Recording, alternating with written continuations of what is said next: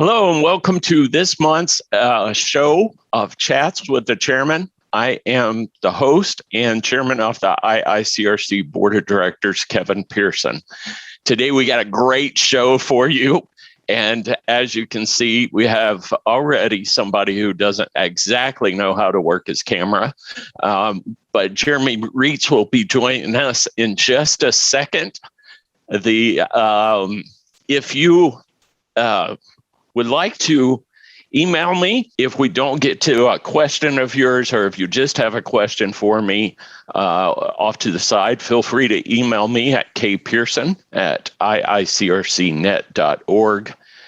And if you'd like to ask either Jeremy or myself a question today on the program, look at the bottom of your screen at the Q&A button and feel free to ask a question in there, and we'll get to it as time allows. So without further ado, let's bring on our guest, Jeremy Reets.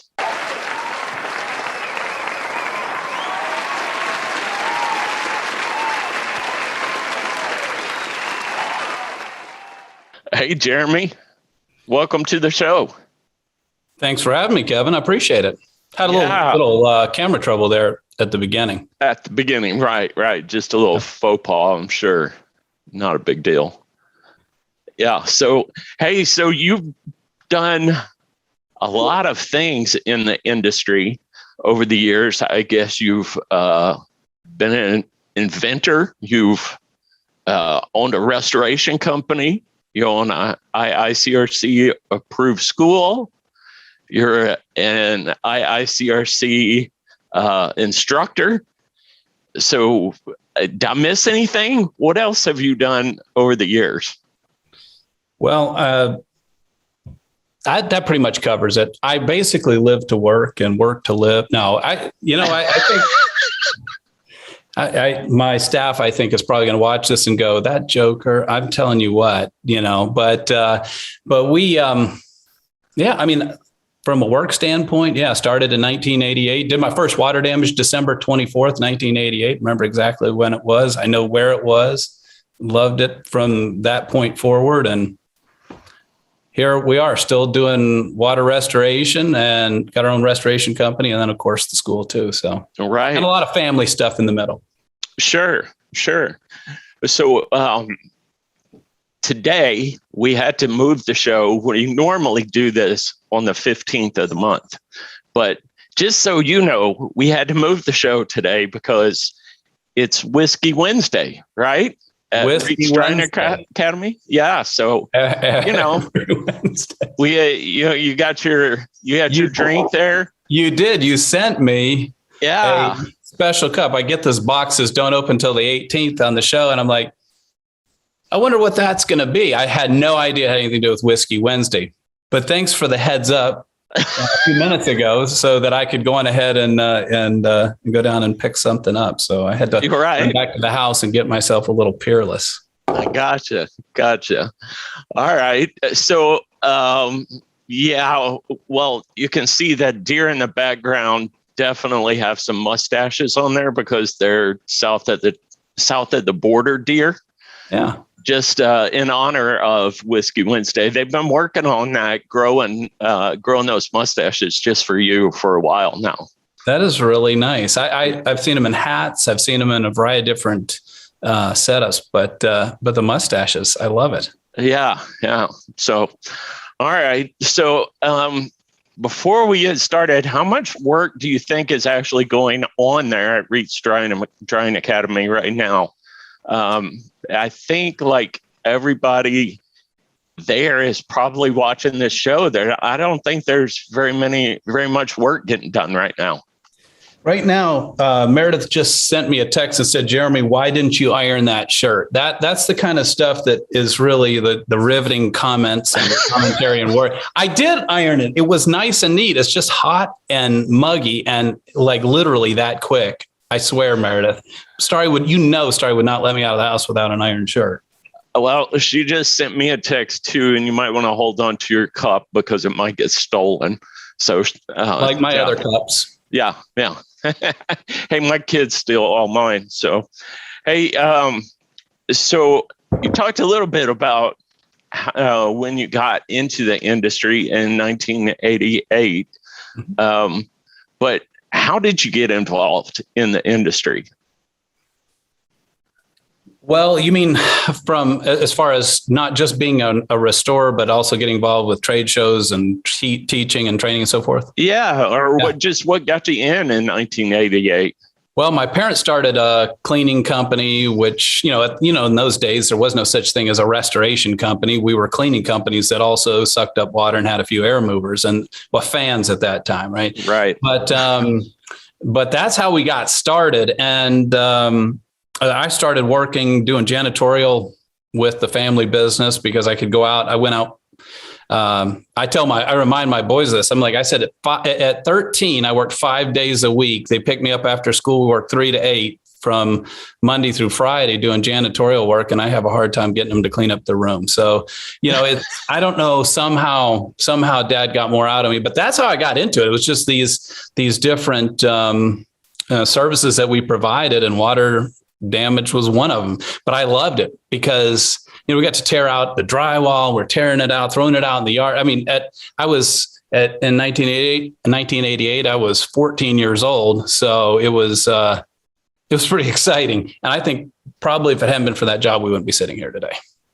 I gotcha. Yeah, I didn't start long after you. So in 1988, I graduated high school, but I started in 1992. So not too many years there after you is kind of when I started too. And, I was on the carpet cleaning truck most of the time. So I can identify with not doing a whole lot of water damage until later on. Yeah. I didn't know. I thought you were much older than me. Well, it's the gray hair, the ultra blonde. Yeah. So that's how I got started. I'll tell you the other thing that was awesome is, hey, you're catching up to me though. In the gray hair department. You see that? I went with the salt and pepper just right.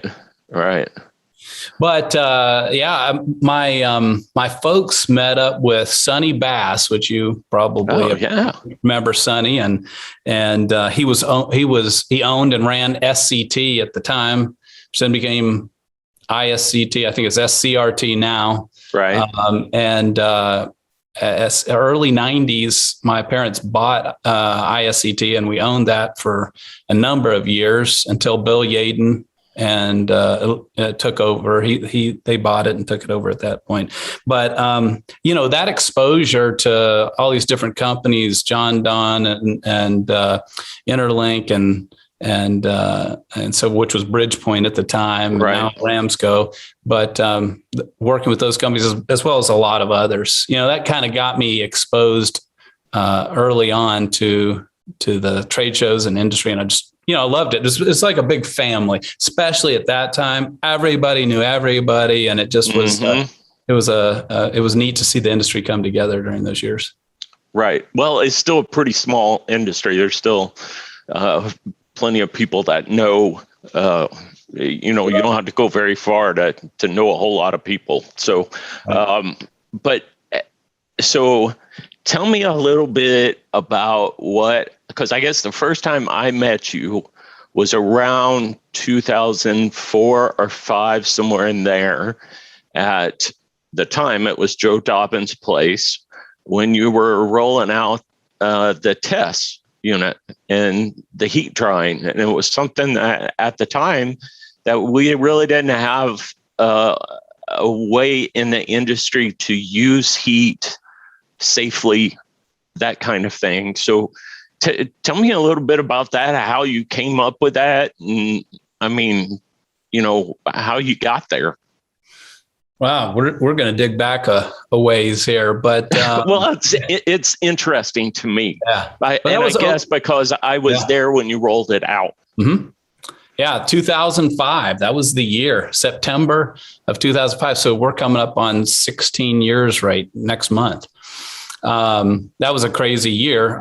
We finished building our house. My son was born, and released tests all within 2 weeks of each other. So it was quite a busy time 16 years ago, and that was about crazy. But I'm all the way there now, but it started back probably around 2002. I loved sciencey stuff, and I loved drying, and one thing led to another. Back in those days, because it was drying was developing so much.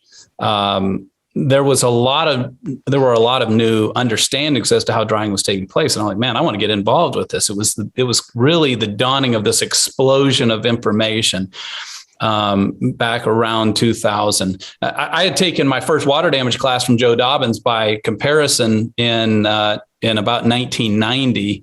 And that was a 1-day class, and we had a long lunch, and most of it, we thought it was right. I mean, it sounded good. You just sucked up the water with a hose, and then you hooked your trifogger onto the side of the air mover and blew, some sort of toxic quaternary something underneath the carpet throughout the room. So that's what we did. And had a couple of Sears 40-pint dehumidifiers we put in the room. That's where we were at in 1990. By 2000, we had LGRs. We were starting to get subsurface extraction tools, but still, we're trying to learn about what role airflow played, and energy and temperature was one of these pieces we just didn't understand. Mm-hmm. I mean, if you went to a class in 2002, you were told, get the grains per pound low and you'll dry the building. And unfortunately, you'll probably still hear a lot of that. But I was like, man, that doesn't make any sense, because if I go outside in Georgia, and same for you, Kevin, where you're located, right, when it's like 125 grains per pound outside, and I try to wash the car in the summertime in the heat of the afternoon, it's going to dry so fast that I can't, it doesn't work. Right. Right. So something else that wasn't about low grains. I knew that heat had something to do with it. And you also had Charlie Cressy about that time starting to use heat and heating whole buildings. And I knew there had to be something in there that made a difference. And when I learned about vapor pressure differentials and Dalton's law of evaporation and applying heat directly to the water, not necessarily having to heat all the air, mm-hmm, it changed everything. We were so focused on the air, we didn't think about the water we were trying to evaporate. And that, I think, was the transition that I brought with what I was doing with TESS and ETESS and directed heat drying and the evaporation potential formula and direct containment and a lot of those things that you may be using now because of what we were teaching. But 16 years ago, it just wasn't happening. We weren't doing that. So it created this transition at a time when the industry scientifically was really making strides. Today, we're learning new things, but we're not seeing the massive changes that we saw back in those days. Right. No, that's true, because back in the early 2000s, there was just tons of changes and new equipment coming out all the time. And it seemed like, man, you'd buy the latest equipment and then you turn around and 2 weeks later they come out with something else and you're like, damn, I just bought this other stuff and I thought it was the best. Yeah, it was, I remember that. So yeah, interesting. So moving on from there, I guess what actually inspired you to start teaching? Well, I mean, that's a great question. I had been teaching all my life. I love public speaking. I love teaching. I enjoy that assignment. And when we started developing this, there were so many new things that needed to be understood. We were trying to do some of that in presentations and trade shows, but frankly, there was way too many things that needed to be taught in order to be able to do it in just a 1-hour presentation. And so I opened the school, the Reets Drying Academy, really in conjunction with the release of TESS, and I started doing that first school. And I remember the first school I did, it was like, wow, I had a lot to learn about teaching in water restoration, especially when you're saying, listen, half of the stuff you know is wrong. That tends to not sit right with people. They tend to kick back against that. So you better be ready for whatever they got. And, I still like doing things that are different, and I don't like to run right down the middle. I don't like to follow someone else's trail. I like to do some of this. So teaching, I feel like was all part of that journey, and I really enjoyed it. Now, I don't, if David Hodge was to respond, he'd be like, you don't do a lot of teaching anymore. And I don't do a lot of teaching anymore. I've been working on a WRT with Joe Dobbins here the last couple of days, but, with guys like Joe Dobbins and David Hodge and Nick Sharp out there, these guys are really amazing at what they do. And so we just love, putting this information in front of people with great instructors. And so that's how we've grown the school to where we've gotten to. So how many instructors do you have there at Reets Training Academy that you employ? I know you go out and you hire people like Joe Dobbins to teach for you here and there, but how many other ones are there full time? Yeah, so Nick and David are full timers, and gotcha. And they do a lot of the courses. Now Joe doesn't work for us, but Joe has been, like I said, back in 1990, I went to one water restoration class. And then a couple of months later, IICRC contacted me. And back at that time, we had the monitor program. And they asked me to monitor his class. And I was so excited. I'm like, I get to go through it again. And I did. I went through it like 3 times in a row as a monitor with him. And now to work with him. And, he's a 5-time IICRC Instructor of the Year. It's like working with the Yankees. So, but he is he does not work as a full-time employee. So he teaches at some other schools as well. Now I also I'll tell you another guy that's up and coming, and keep your eyes on him because he is absolutely phenomenal, is Brandon White. He's just come into our industry within the last year and a half. But let me tell you, he's a college level instructor, and he brings a knowledge base that is amazing. And so he's doing all of our AMRT classes. Doesn't work for us, but if you get a chance to take a class from Brandon White, great opportunity. Good to know.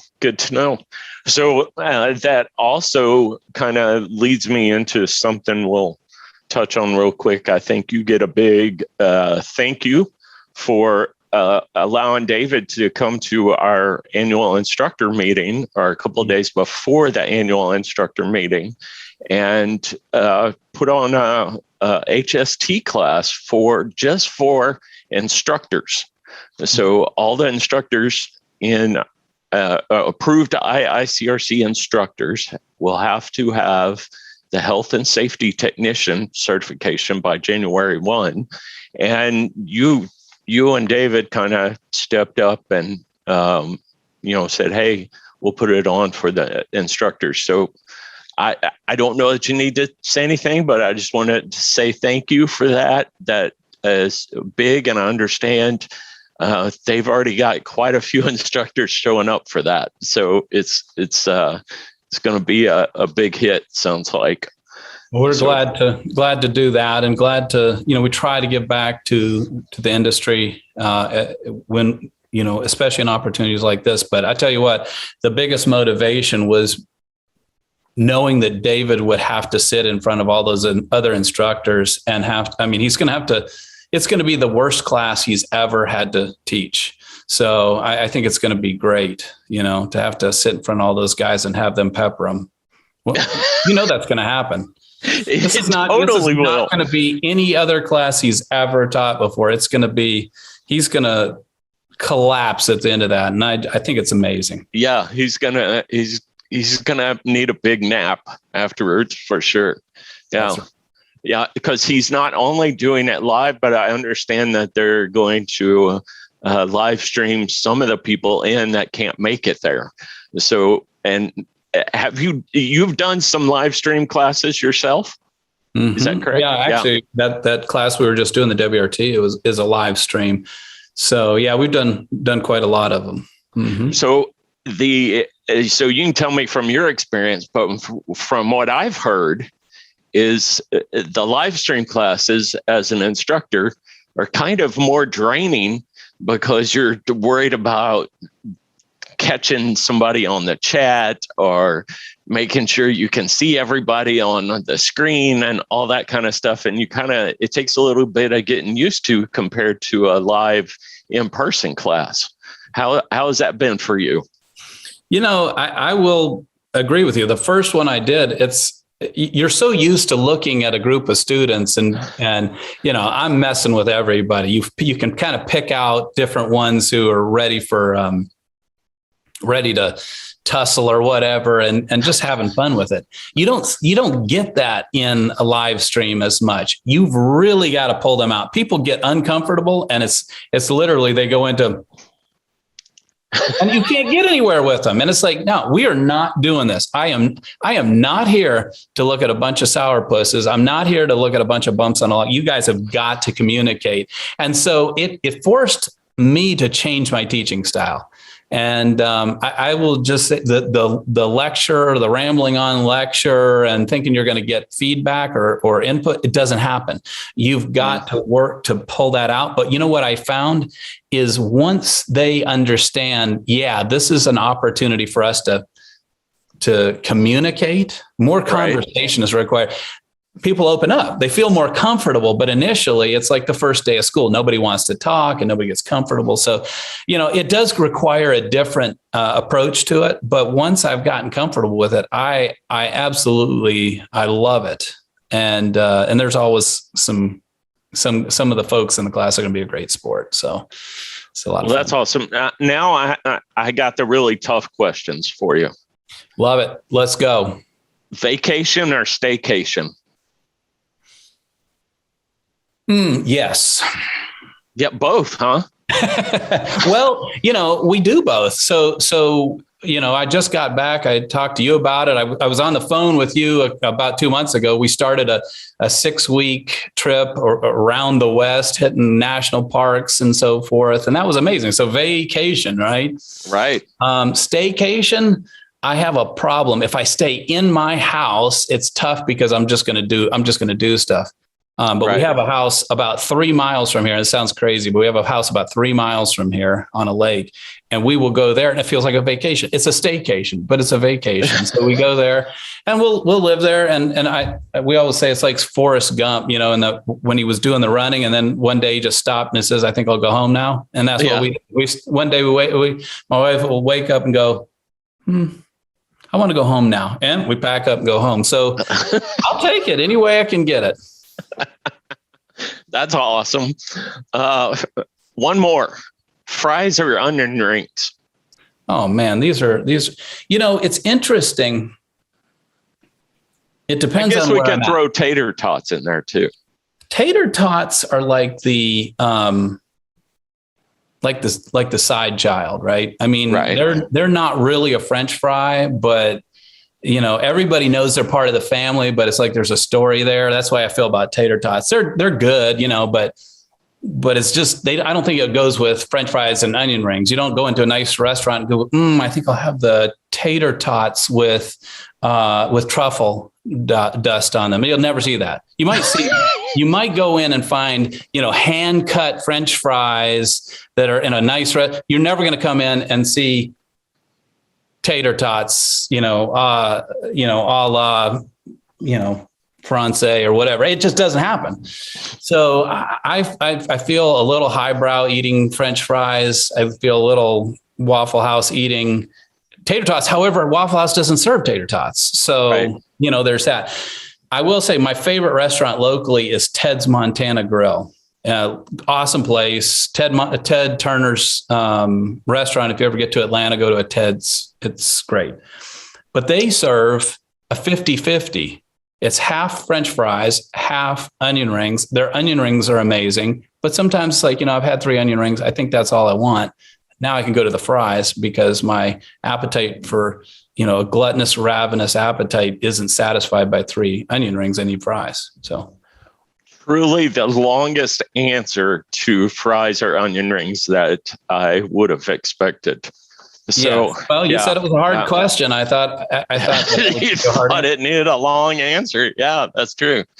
Yeah. So, okay. You weren't happy with when you asked the first question. You weren't happy with yes. You're like, so. Right. I just try to please the people. Maybe next time we'll get a happy medium. Let's try something else, and we'll come back to some more questions. But how about a poll question? So I got a couple of them. What is the name of the IICRC quarterly newsletter? I don't see the answer that I thought it was. Oh, okay. The National Enquirer. No, that's a different program. That's a different answer. And then we got a second poll question for how do you locate an IICRC certified professional? I know this one. Yeah. So look for the place with the happy hour. The happy hour. Yeah. You'll find them. They got cups like this. Mm-hmm. Yeah. Yeah. All right. So IICRC Today is the quarterly newsletter. And you can go on the IICRC website and find the global locator. So those are our two answers today to the poll question. How about we do a trivia question, Jeremy, where one of our lucky winners could possibly win some IICRC goodies? What do you think? I think it's fantastic. All right. I'll quiz you too and see if you know the answer to these. Okay. So let's start. We'll go with the first question here. How long is the IICRC chairman of the board term? The IICRC messenger bag is lightweight and can hold all of your items for your computer. Take it between your home and office or when you travel.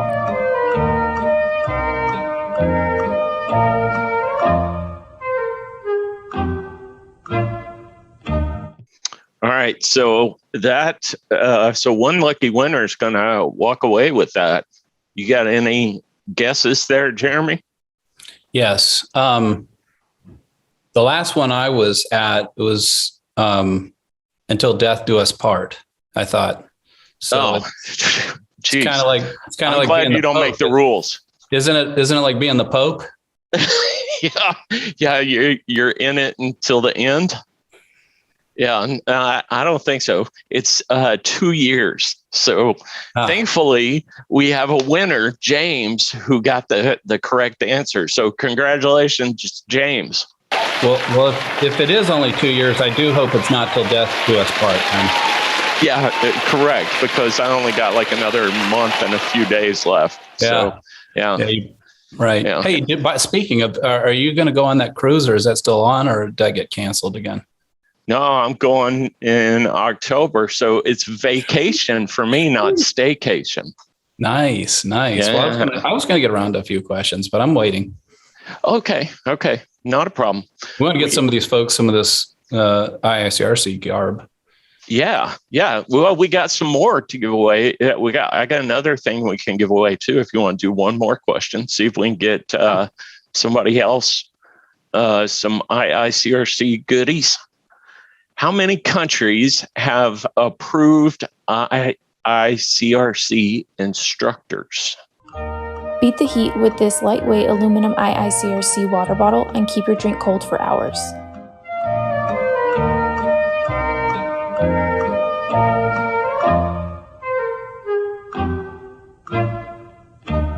This is a tricky one because I don't know that we've ever talked about this on the show before. We've said that we have registrants in 40 different countries, but I don't know that we've talked about how many different countries has an approved instructor. You got any guesses? Is it active instructors, or does it include also ones that have escaped or an asylum? No, I'm pretty sure this is just active ones. Okay. Yeah. Well, that would change the ones that we sent to Siberia. Yeah. I don't think they count. Don't count them. I'm going to go with, let's roll the dice. 7. You're correct. 7 different countries around the world. So, yeah. All right. So what are they? Oh, you want to know them too? Yeah. So I mean, jeez, I thought I'd ask the hard question. He's like flipping through his papers like, yeah. No, I got the answer right here. So good. All right. Let's go. I got USA, Canada, United Kingdom, Europe, Australia, but Europe is not a country. No, go back to 3. Australia, New Zealand, Japan. So it must be a country in Europe that has one, because they just wrote Europe on my answer. So I got no idea what that is. What the 7th one is. Let's not tell anybody about this, because they think we know what we're doing. And if we say Europe is a country, it's all going to go. I mean, it's like it's going to crash down around us, man. All right. Yeah. You know what it is? Can you delete that? I probably, you know what happened here is probably David Hodge got a hold of this before it went out. I know he sabotaged it. I know that it's not David, because if David had written it, it would have been 8 countries. Oh, he would have put Texas down as a separate country. But it is. Which I'm surprised, actually, I'm surprised Kevin didn't write it down as a separate country as well, because Texas, if they had their choice, would be correct. Yeah. Okay. But hey, we did get a winner. So Taylor will be getting the IICRC goodies. So congratulations, Taylor. Nice. What was that goodie? That was the water bottle? I mean, that was the water bottle. The water bottle? Correct. On Whiskey Wednesday. Yeah. All right. So, hey, are you going to be at the Experience Trade Show in a couple of weeks? Yes, but only just briefly. I'm flying in Friday morning and flying out Friday afternoon. I've got a presentation to do, so I'll be there. I'll be at the trade show for a few minutes. Oh, okay. Okay, cool. But and I'm assuming that Meredith Meredith will be there, and Meredith is always up for going to Las Vegas so that she can work. And I think David Hodge will also be there, if I remember correctly. I think maybe it was Nick. I don't remember. One of the two of them. Somebody's going to be there, huh? Somebody's going to be there. All right. Well, and if she's probably won't get to see each other. I'm leaving Friday morning, so I'll see you at the airport. I'll be there for a short time. So,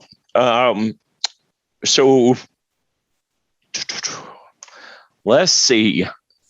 What do you think the biggest obstacle for you as an instructor or a school or industry professional is or has been during the pandemic? I think that's an interesting question. There's been a lot of obstacles. I think the biggest challenge is we have no reference point. Like, what do you do? And by the way, we thought we were done with the pandemic, and now I was just looking. The Florida numbers are double. They're over double, actually, as of yesterday, what they were at the peak back in January. And it's just like, we booked everything out. We're all excited.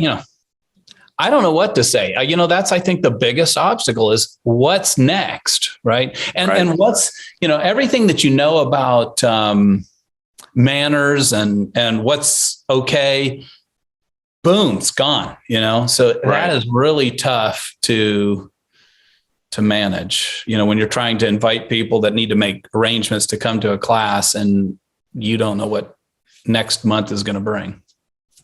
No, that's true. It's kind of been that way too. I kind of joked around with people that I'll probably be remembered as the chairman that canceled every live in-person event for IICRC. But, it's just the world we live in these days, and it is kind of the hand that we've been dealt. All right, back to the tough questions. Oh, yes. Let me get, B. All right, go ahead. be? I don't know that was an answer, but you might choose it, or you might choose not to answer this one. We'll see. What happened when your wife asked you if she had any annoying habits? These are the inquiring minds want to know this. I'm still trying to sort that out, Kevin.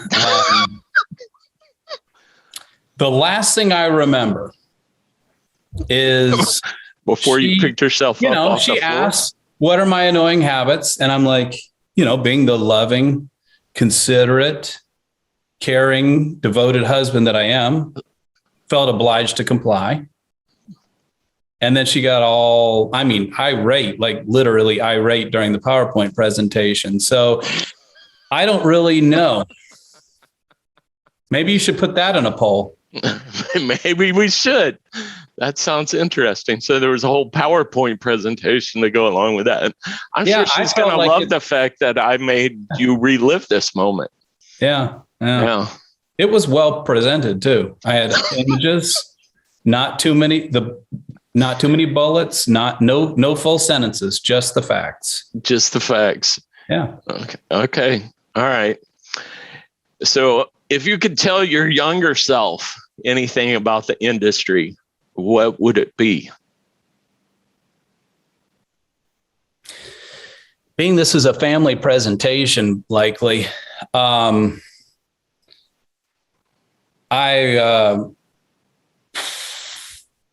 would I tell myself? That is a great question. I say that I love working in this industry, and I love the people. I'm not a political guy, so I hate the politics, but I think that's what I would say. I was really a much more aggressive and, opinionated and rough for around the edges guy when I was younger. And even though I was never bad, I just was, I was looking for a fight all the time. And I'd say, just cool it. You're not that special, just relax and be patient. I guess that's what I would say. Gotcha. Good deal. All right. Well, I know we've gone a little bit long here, but before we wrap it up, do you have any thing you want to say before we say goodbye, or any closing remarks? Well, I thought your mom was going to be here. Yeah, no, we nixed that idea. That was like part of the deal. It's like, I'll be on if your mom comes on. I wanted to ask about Kevin. Had all kinds of questions about how Kevin was as a young man. Was he a good boy? I've seen, it looks like you guys are in cattle. Have I seen something? Do you guys do something with show cattle or your children or something? Well, we did. My kids did, but my youngest one just graduated high school earlier this year, and we took her off to college last Friday. So Deborah and I are figuring out the empty nest thing nowadays. Mm-hmm. So yeah, we had Amy had a couple of grand champion steers, and so that was a pretty big deal down here, rodeo country. Yeah, and I can't help but notice that you use the past tense. So, do you have two large chest freezers, or how does that all work out? Well, we don't have any cattle anymore, so it's. But you got plenty of steak dinners. So I got, when you win grand champion, man, somebody else buys it and it just goes down the road, and they do whatever with it. So you don't have to worry about eating it or anything. As far as we know, they both still live on a ranch outside of somewhere up in East Texas. So as far as we know. Well, I'm glad to hear that. When I was a kid, we had cows and loved cows. Little factoid, cow is my favorite animal. Grew up with cows and love cows. So that's why I was asking the question. But our first two cows, I'll give you a guess as to when this happened. My dad bought my brother and I, our first two cows were week-old calves. So they're little gals, two little heifers. And we named them the best names we could come up with, Daisy and Lulu. So any guesses as to time frame based on those names? Yeah, you were watching a whole lot of Dukes of Hazzard probably back then. Oh yeah.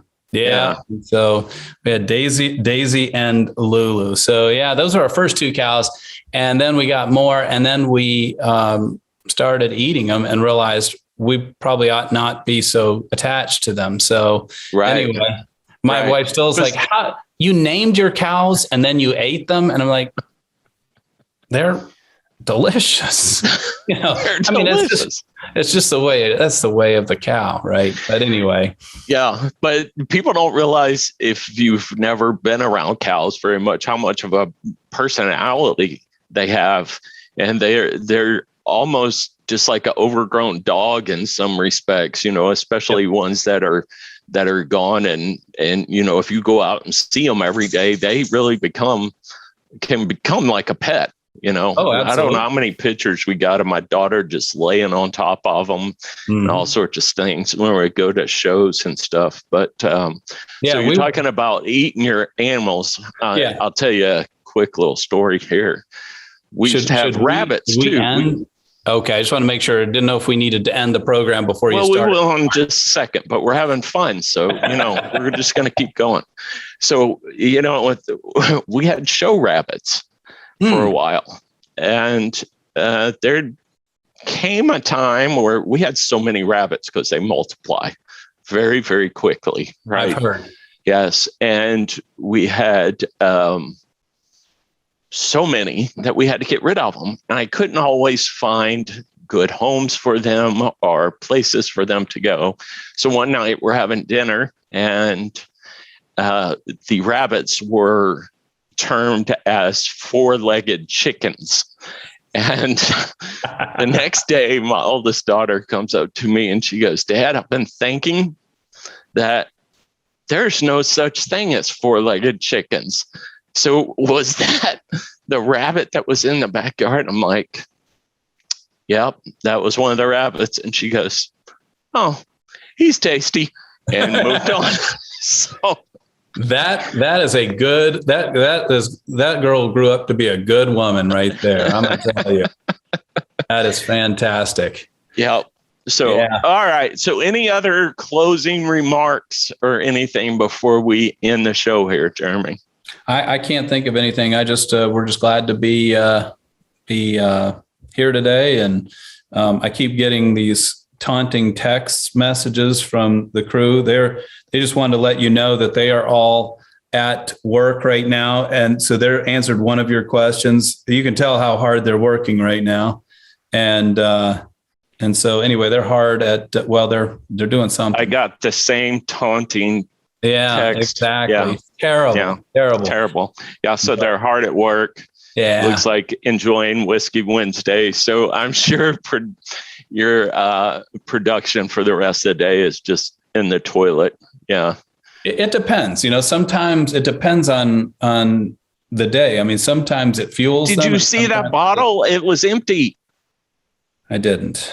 Oh, yes. Yeah, I do see that. That's not good. Yeah, that's not good. Yeah, you're right. It's going to be a terrible productivity. Yeah. Wasted Wednesday, perhaps. Wasted Wednesday. Yeah. So, hey, before I let you go, though, we have one thing that the staff has prepared for you. I'm not doing it. We would like you to see. I have not actually seen this myself either, Jeremy, but stay on. I want to get your thoughts after we look at this quick video.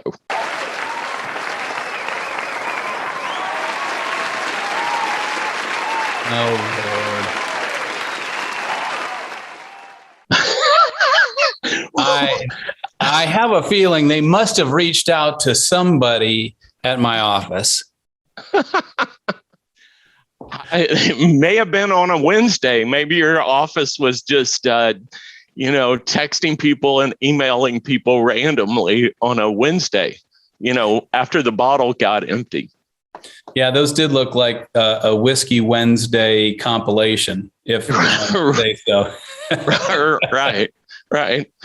All right. Well, if you want to have fun, come visit us in Sharpsburg because it's a party every day. So not just on Wednesdays. Not just on Wednesdays. So you show up on Tuesdays, it'll be Taco Tuesday. Monday is something Monday. Thursday is almost Friday. So, So there you go. Something every day of the week. All right. Well, hey, man, I really appreciate you joining us on the show today. It's been fun to kind of catch up and see what you've been up to and what you're up to now and that kind of thing. And I think we had a little fun along the way. But, what are they going to do? Fire me? So it's if you're fortunate. So, hey, Jeremy, in all seriousness, I do appreciate you joining us today. I really enjoyed it. Thanks for asking me. This is awesome. It's a real honor. And I don't think you will be remembered for closing the live classes down. Or live events down. I think you'll be remembered for having me on Chats with the Chairman. Oh, good to know. Good to know. Yeah. So you figure out which is worse. Okay. Can I get back to you? Yeah. I'm not asking for an answer now. It's something to dwell on. Okay. All right. Okay. We'll talk to you later, buddy. So I really enjoyed it. All right. Thanks, Jeremy. All right. Bye-bye. We also, before we get out of here, want to remind everybody, we did talk a little bit about AIM today and our annual instructors meeting that is at the end of September. If you don't know, after our annual instructors meeting, we actually will have a awards ceremony that last year we streamed live, and we will be doing that again this year on Facebook Live. So make sure to join us for that. If you can't make it in person, you can join the awards show. This is where we hand out all the instructor awards, the industry awards, and the IICRC Hall of Fame award. So this year it will be a 1920s themed evening. So when you tune in, you'll get to see a whole bunch of people dressed in 1920s attire. It should be a lot of fun. So make sure to join us there. And I'd like to thank Jeremy again for allowing David to be that HST instructor at the GRC in September for all of our instructors. If you'd like, you can still sign up for that class if you're an IICRC approved instructor. And I think that's about it. Oh, no, one more thing. The brand new S100, our carpet cleaning standard, is on the market. It came out at the end of July. And so if you do not have your new copy, make sure to pick up one. And until next month, when we will join you live from the Golden Nugget in Las Vegas, I am the IICRC Chairman of the Board, Kevin Pearson.